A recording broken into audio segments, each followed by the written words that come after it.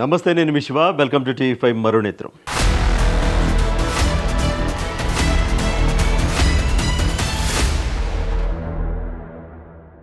Power star Pawan Kalyan గారు, Andhra Pradesh deputy CM Pawan Kalyan గారు నటించిన హరిహర వీరమల్లు పార్ట్ 1 సినిమా ప్రపంచవ్యాప్తంగా చాలా గ్రాండ్గా రిలీజ్ అయింది.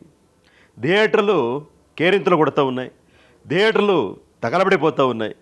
1000 కోట్ల కలెక్షన్ అని ఒకరు, 2000 కలెక్షన్ అని మరొకరు, ఇంగ్లాండ్లో బెనిఫిట్ షో అని ఒకరు, అమెరికాలో మొదటి షో పడింది అని ఒకరు, ఇదిగో పిఠాపురంలో అభిమానులు కేరింతలు కొడుతున్నారని ఒకరు, పులివెందుల్లో జగన్మోహన్ రెడ్డి గారి అడ్డ దద్దరిల్లిపోయిందని మరొకరు, లేదండి సినిమా ఏమీ బాగాలేదు, అనవసరంగా 350 రూపాయలు పెట్టి టికెట్ కొన్నాము, పెద్ద రాడి సినిమా అని మరికొందరు.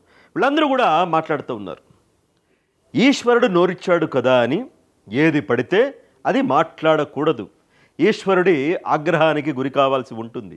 అలాగే చేతిలో మైక్ ఉంది కదా, యూట్యూబ్ ఛానల్ ఉంది కదా అని ఏది పడితే అది మాట్లాడిస్తే, ఏది పడితే అది థంబ్నెయిల్స్ ఫేక్ పెడితే ఎప్పటికప్పుడు కూడా ఖచ్చితంగా ఇబ్బంది ఎదుర్కోక తప్పదు.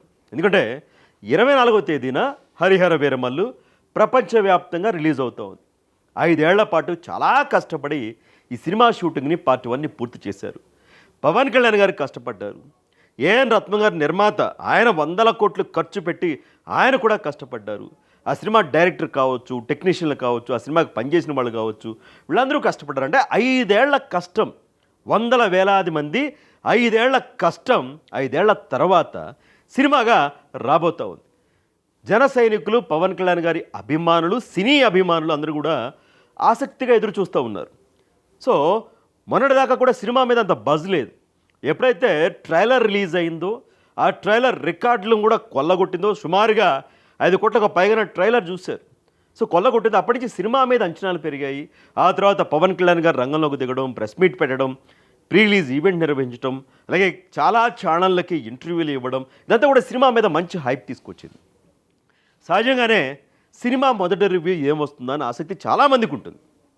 ఎవరు బాగా జెన్యూన్ రివ్యూ చెప్తారు, సినిమాలో ప్లస్లు ఏంటి, మైనస్లు ఏంటి, హిట్ అయిందా, ఇంకేమైందని చెప్పేసి అని సహజంగానే ఆసక్తి ఉంటుంది. రెగ్యులర్గా టీవీ ఛానల్ చూసేవాళ్ళకి, యూట్యూబ్ ఛానల్ చూసేవాళ్ళకి, సోషల్ మీడియా ప్లాట్ఫామ్స్, ఫేస్బుక్ కావచ్చు, యూట్యూబ్ కావచ్చు, ట్విట్టర్ కావచ్చు, ఇన్స్టాగ్రామ్ కావచ్చు, వీటిని ఫాలో అయ్యే వాళ్ళకి సహజంగానే ఆసక్తి ఉంటుంది.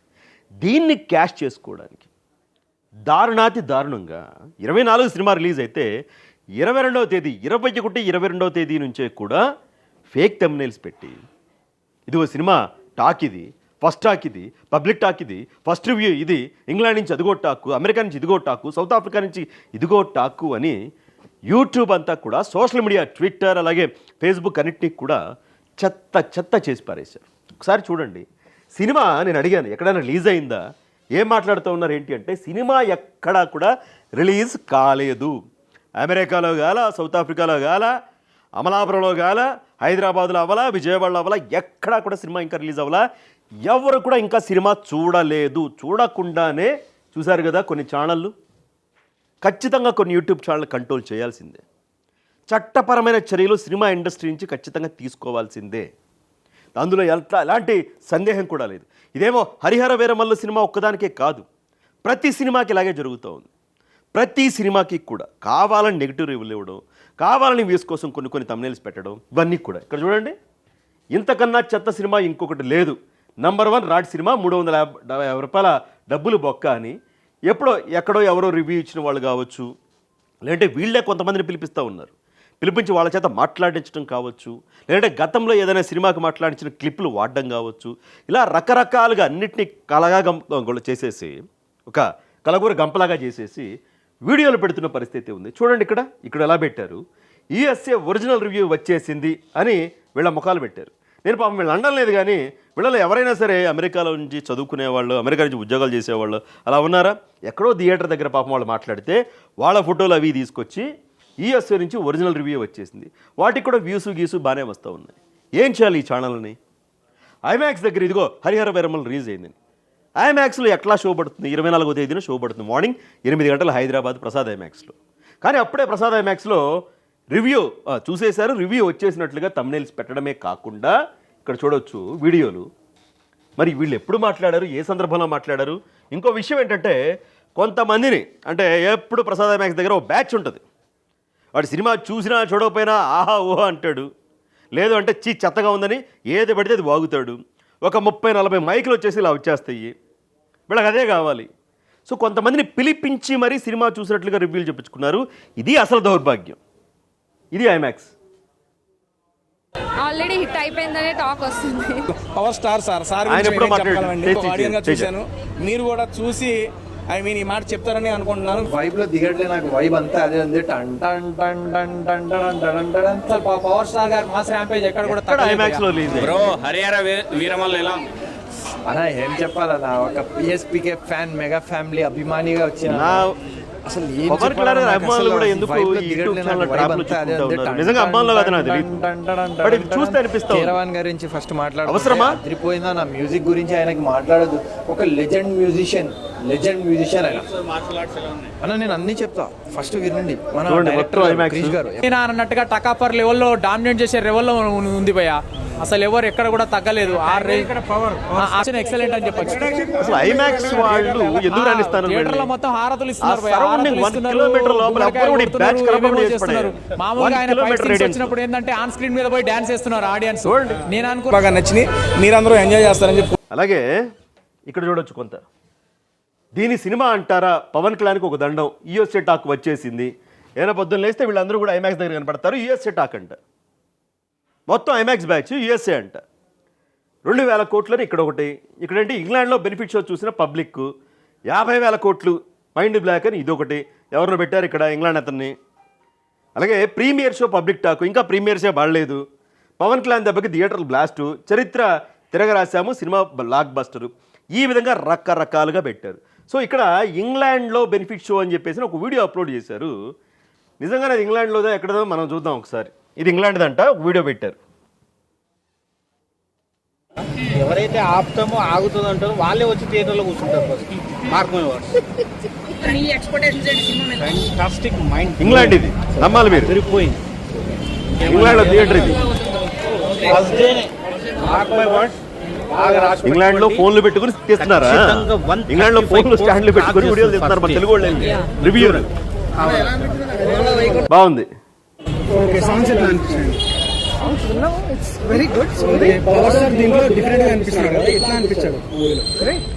చూసారా, యాక్సిస్ బ్యాంక్ అని ఉంది. ఇంగ్లాండ్లో యాక్సిస్ బ్యాంక్ ఉంది, అది కూడా తెలుగులో యాక్సిస్ బ్యాంక్ బోర్డు పెట్టారు. ఏమన్నా రివ్యూలా? అంటే అంటే ప్రేక్షకుల్ని సోషల్ మీడియా రెగ్యులర్గా ఫాలో అయ్యే వాళ్ళని ఎంత పిచ్చోళం చేస్తూ ఉన్నారు వీళ్ళందరూ కూడా. ఎన్ని కోట్లు వసూలు చేస్తుంది అనుకుంటున్నారు మీరైతే? ఫిగర్స్ మనం చెప్పలేము. ఇది ఇంకది కాకుండా పులివెందులు అన్నారు, పిఠాపురం అన్నారు, పులివెందుల అని చెప్పేసి ఒక వీడియో పెట్టారు. ఇది కూడా చూడండి. మరి హరిహర వీరమల్లు అంటే ఒక తుఫాన్ మొదలైంది. ఈ యొక్క తుఫాన్ అనేది భారీ ఎత్తున కూడా వాయుగుండంగా మారబోతోంది. వేరే లెవెల్. డిప్యూటీ సీఎం అయిన తర్వాత మొదటి సినిమా 2 తెలుగు రాష్ట్రాలకి పండగ. ఫైట్ సీన్స్ ఎలా అనిపించాయి? అన్ని సూపర్ గానే ఉన్నాయి. ఫైట్లు ఆల్రెడీ చూస్తారంట, మరి ఎవరు చూడలేదు మనం. తొడగొట్టే సీన్ ఎలా అనిపించింది? సో ఇది అంటే రకరకాలుగా కొంతమంది చేత ఫేక్ రివ్యూలు చెప్పించారు. కొంతమంది వాళ్ళ ట్రాప్లో పడ్డారు. గతంలో మాట్లాడిన మాటల్లో ట్రైలర్ రిలీజ్ సందర్భంగా పబ్లిక్ టాక్ అవి తీసుకొచ్చి ఇదిగో రివ్యూ అని చెప్పేసి అని రివ్యూలు పెడతా ఉన్నారు. తమిళనాడులో ఏం జరిగిందంటే ఇటీవల కాలంలో కొన్ని యూట్యూబ్ ఛానళ్ళ గోల బాగా ఎక్కువైపోయింది. అంటే సినిమా రిలీజ్ అయితే ఒక 30 నుంచి 40, 50, 100 ఇక లెక్కే లేదు. పెద్ద పెద్ద థియేటర్ల దగ్గర, మాల్స్ దగ్గర, ప్రసాద్ ఐమాక్స్ లాంటి థియేటర్ల దగ్గర అక్కడ వాలిపోవడం, రకరకాల రివ్యూలు చెప్పించడం, ఈ విధంగానే ఫేక్ తమ్నైల్స్ పెట్టేసి రివ్యూలు ఇవ్వడం, వీడియోలు చేయడం. కొంతమంది టార్గెట్ ఏంటంటే వ్యూస్ కోసం, కొంతమంది టార్గెట్ వ్యూస్ ఎలాగైనా తెప్పించుకోవాలని ఫేక్ తమ్నైల్స్ పెడుతూ ఉంటారు. కొంతమంది ఏంటంటే వీళ్ళు డబుల్ డిమాండ్ చేస్తారు. మేము మంచి రివ్యూ ఇవ్వాలంటే నిర్మాతల దగ్గర వాళ్ళ దగ్గర మాకు డబ్బులు ఇవ్వాలి, ఒక 30,000, 40,000, 50,000, 1,00,000 వాళ్ళ ఇష్టం. ఇక ఒకవేళ వాళ్ళు ఇవ్వడానికి ఒప్పుకోకపోతే ఏం చేస్తూ ఉన్నారు? కావాలని ఆయా సినిమాల మీద నెగిటివ్ ప్రచారం చేస్తూ ఉన్నారు. కావాలని పగబట్టి కక్షగట్టి మాకు డబ్బులు ఇవ్వలేదు, ప్యాకేజ్ ఇవ్వలేదని. కొంతమంది నిర్మాతలు ఏం చేస్తారంటే కొన్ని పెద్ద పెద్ద ఛానల్లో, కొంచెం వెబ్సైట్లో ఇవన్నీ ఉంటాయి. వాళ్ళకి ఖచ్చితంగా డబ్బులు ఇస్తారు. ఇచ్చేసి ప్రమోషన్ కోసం మా సినిమాకి ఒక మంచి రివ్యూ ఇవ్వండి అని చెప్తారు. సో ఈ క్రమంలో ఏంటంటే ఇక్కడ బాగా డబ్బులు ఉన్నాయని చెప్పేసి అని కొంతమంది యూట్యూబ్ ఛానల్ పెట్టి సబ్స్క్రైబర్లు ఏ విధంగా పెంచుకొని నిర్మాతలు డిమాండ్ చేస్తున్న పరిస్థితి ఉంది. అదే క్రమంలో కొన్ని ఛానళ్ళకు సంబంధించి ఏమవుతుందంటే ఆ హీరో అంటే పడదు, ఆ హీరోయిన్ అంటే పడదు, ఆ నిర్మాత అంటే పడదు, కాబట్టి నెగిటివ్ ప్రచారం చేసేద్దాం. కొంతమంది ఏంటి ఆ హీరో ఇష్టం, ఆ హీరోయిన్ ఇష్టం, సినిమా బాగాలేకపోయినా సరే ఇదిగో బాగుందని చెప్పేసి ప్రచారం చేద్దాం. ఈ టైప్ ఆఫ్ మాఫియా తమిళనాడులో తయారైంది. వాళ్ళు ఏం చేశారు, చివరికి మద్రాస్ హైకోర్టుని తమిళనాడు నిర్మాతల మండలి ఆశ్రయించింది.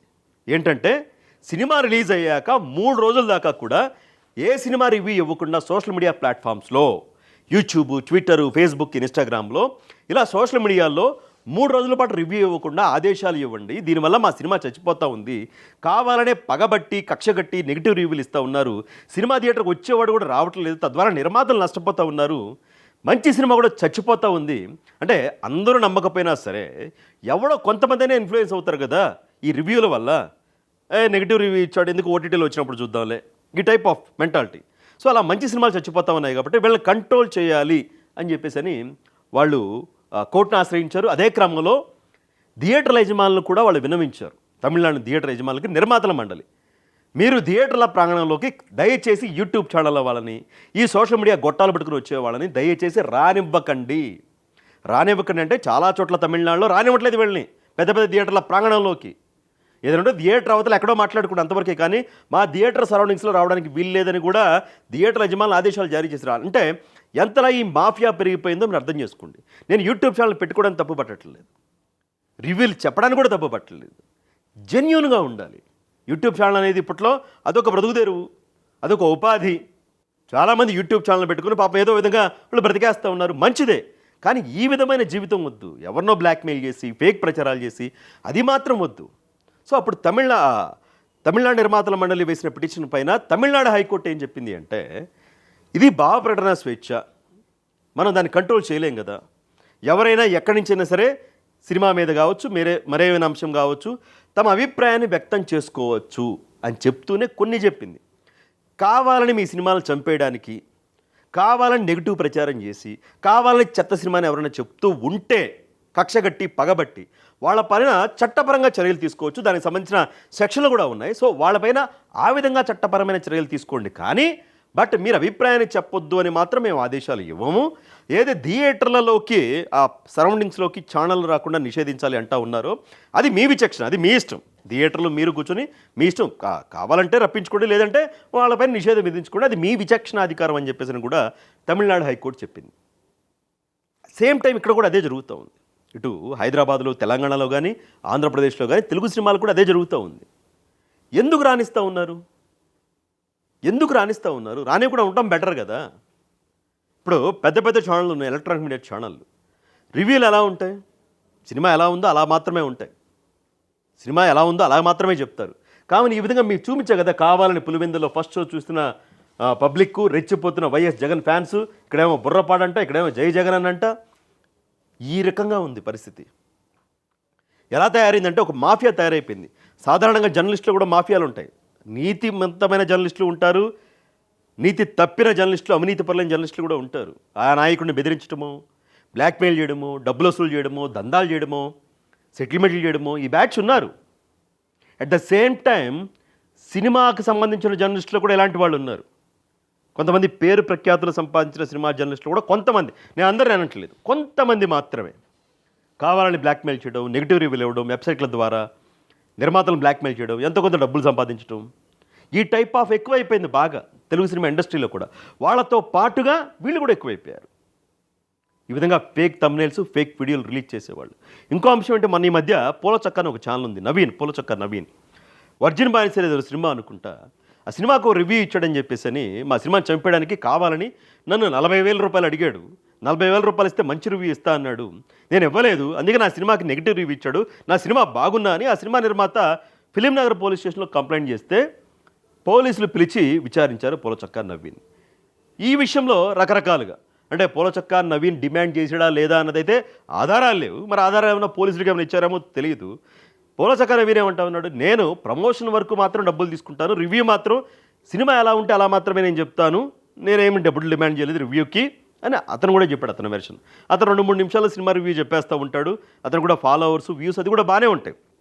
సో పూలచక్క నవీన్ అంశంలో ఏంటి, కావాలని నిర్మాత పూలచక్క నవీన్ మీద కేసు పెట్టడనే వాళ్ళు కొంతమంది, లేదు పూలచక్క నవీన్ లాంటి వాళ్ళు కొంతమంది ఉన్నారు, ఇలా రివ్యూలకు డబ్బులు అడుగుతూ ఉన్నారు, ఇవ్వలేదని నెగిటివ్ రివ్యూలు ఇస్తూ ఉన్నారు అని మరికొంతమంది, ఇలా 2 వెర్షన్లు అయితే ఉన్నాయి. బట్ వాస్తవం ఏంటంటే ఖచ్చితంగా కొంతమంది అయితే ఉన్నారు డబ్బులు తీసుకొని రివ్యూలు ఇచ్చేవాళ్ళు, డబ్బులు ఇవ్వకపోతే నెగిటివ్ రివ్యూ ఇచ్చే వెబ్సైట్లు, యూట్యూబ్ ఛానళ్ళు, సినీ జర్నలిస్టులు, సినీ క్రిటిక్స్, వీళ్ళు చాలామంది ఉన్నారు. చెప్పా కదా, వీళ్ళలో కూడా ఫ్యాన్ వార్లు ఉంటాయి. సినీ జర్నలిస్టులో కూడా ఇష్టమైన హీరో వస్తే మంచి 3.5 రేటింగ్, 3.25 రేటింగ్ ఇస్తారు 5కి, సినిమా బాగోపోయినా సరే. ఇష్టం లేని హీరో వచ్చాడు అనుకోండి, సినిమా బాగున్నా సరే 3.25 ఇవ్వచ్చు, కానీ 2.5 ఇలా ఇస్తూ ఉంటారు. సో ఈ మాఫియా కూడా ఉంది. సో తమిళనాడు నిర్మాతల్లాగా ఏమైనా ఇక్కడ తెలుగులో కూడా నిర్మాతలు ఏదైనా ఇనిషియేట్ తీసుకొని, అంటే రివ్యూలు చెప్పొద్దు అనడానికి మాత్రం లేదు ఇక్కడ, తమిళనాడు హైకోర్టు చెప్పింది. కానీ బట్ వాళ్ళు కక్ష కట్టి పగబట్టి డబ్బులు డిమాండ్ చేసేమని చేసుంటే మాత్రం ఖచ్చితంగా చట్టపరమైన చర్యలు తీసుకోవచ్చు, దాంట్లో ఎంత మాత్రం డౌటే లేదు. సో థియేటర్లకు రావడమే జనం కష్టమైపోయింది, పైరసీ సినిమాని చంపేస్తూ ఉంది, ఓటీటీలు రాజ్యం వెళ్తూ ఉన్నాయి. అలాంటప్పుడు సినిమాని వీళ్ళు బతికించుకోవాలి అంటే ఎంతో కొంత ఇనిషియేట్, అంటే ఒక తాటిపైకి సినిమా ఇండస్ట్రీ వచ్చి నిర్మాతలో నటీనటులో మొత్తానికి మాఫియాని కంట్రోల్ చేయాల్సిన అవసరం కనిపిస్తూ ఉంది. చూద్దాం మరి ఏం జరుగుతుందో. ఈ వీడియో పైన వీరమల్లు ఏదైతే రివ్యూలు, చెత్త తమ్నెయిల్స్ వ్యవహారాల పైన, సినీ మాఫియా పైన మీ అభిప్రాయాన్ని కూడా కమెంట్ రూపంలో తెలియచేయండి.